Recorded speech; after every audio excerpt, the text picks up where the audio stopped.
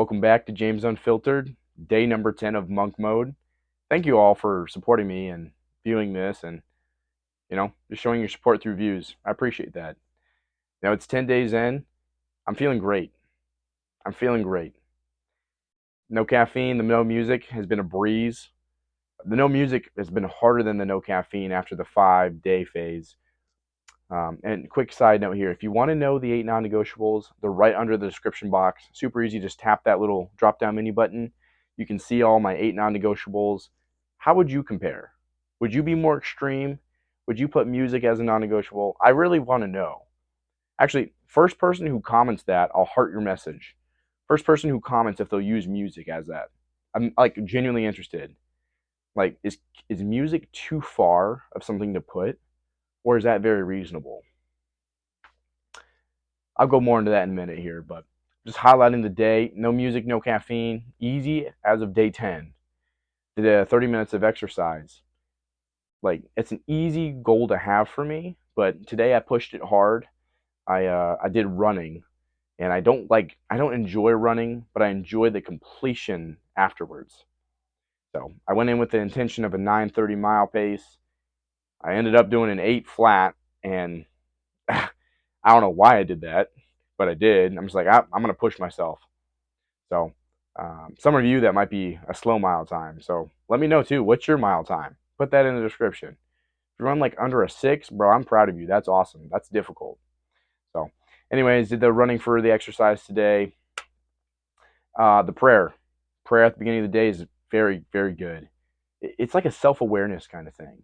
It's like when you wake up, instead of grabbing your phone or instead of thinking of all the things you got to do, you're immediately starting it with, "Hey God, I'm here.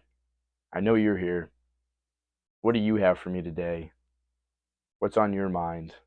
It puts the day, like, it sets the day up for success. So that's the way I like to view it. And fully trusting Him is all a part of that. It's a learning curve for sure, but it's enjoyable. All right, we got those. The exercise, boom, boom. What else did I hit today? Oh yeah, the cold shower, super great. Especially good today because I did it after I ran. So I ran and I got all sweaty and I can't went in the house and took a cold shower. It felt better. Like, I'm glad I was like so warm because boom, it hits you and you're like, woo. It's great. Highly recommend cold showers. If you want to know more in depth about the benefits of them, I actually have already created a video on that. So check out my channel and scroll down until you find it. Also, I think his name is Huberman. It's either Alex or Andy Huberman. Great doctor, YouTuber guy who goes in depth about this kind of stuff. So shout out to him for the cold showers. Cool. Mm. The no YouTube, pretty easy. I mean, my social media is YouTube. A lot of people, it's Facebook, Instagram, whatever you have. You. Mine's YouTube. That's my source of like entertainment for enjoyment. So none of that's been going pretty well. I now use that time to learn. It's either Duolingo or a podcast instead. But the main reason for YouTube that I enjoyed it was like the visual part of it. Because I was listening, but I also had something visually I can watch. Now there's like a podcast is not the same. Like, I'm learning, but it's like, man, I just want to like sit and like enjoy something. You know what? But actually, I'm just thinking of this now. A book would be a great alternative because you're reading it. I mean, you don't have sound, but like an audiobook while reading, hey, maybe. Anyways, um, so those are all like the main highlights. Something I want to get better the next 20 days. Man, I've been wimping out on the cold approach stuff. Naturally, I'm someone that ha- has an easier time with communicating.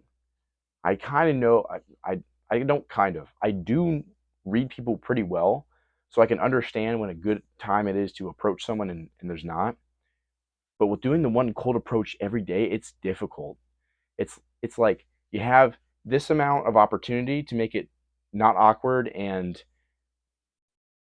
a wholesome interaction, and it's like miss that window. Now you have this much of the day to find someone to cold approach them. It's like, man, it makes it harder. So to be honest, I don't think I did that all at all today. Man, which is a bummer.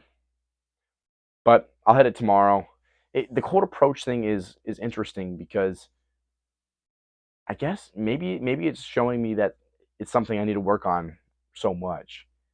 I know it's not something that's so unreasonable it can't be done. If I'm wimping out on it, it means there's opportunity that I missed. Man, but it's difficult. You know, you're saying like go up to someone you don't know anything about. Mm. So I'm thinking about it right now. I realize what I'm doing. I'm like making excuses for why I can't do something that is really not that hard. Like, is awkwardness difficult? No, it's just a side effect of doing something. Like, is awkwardness hard? No. Like, I can be awkward. The only way to get better at something is by being dumb, being goofy, being awkward, and then you learn what works.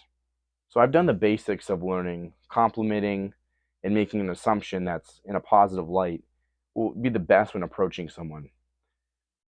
But what about the times that I don't feel like I want to approach someone? It's just showing that I'm choosing comfortability over something that I said I was going to do. So I look forward to giving you guys some good stories. You guys want to hear some awkward stories in the next 20 days? Gosh, you know what? Me too. It's going to be hard, but let's do it, man. Let's approach someone. I mean, male or female, I don't care. I prefer the ladies, though. And we'll see where it goes. All right. Now, of course, the quote that's going to be my quote tagline thing is live to be uncomfortable. Because the day you become comfortable, you become complacent.